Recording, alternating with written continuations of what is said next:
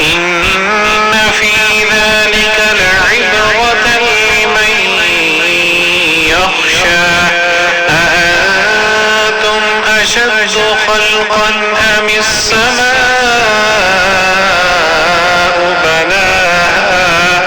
رفع سمكها فسواها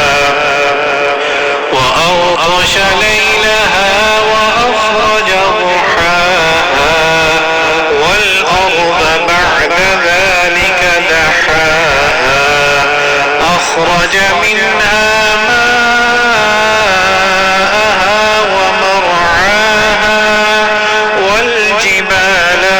أرساها متاعا لكم ولأنعامكم فإذا جاءت الطامة الكبرى يوم يتذكر الإنسان ما سعى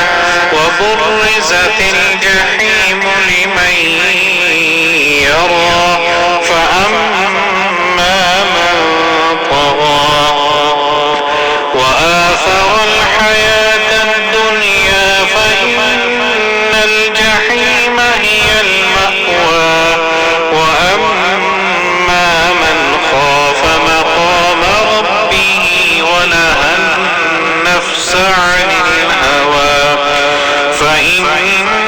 الجنة هي المأوى يسألونك عن الساعة أيان مرساها فيما أنت من ذكراها إلى ربك منتهاها إنما أنت منذر من يخشاها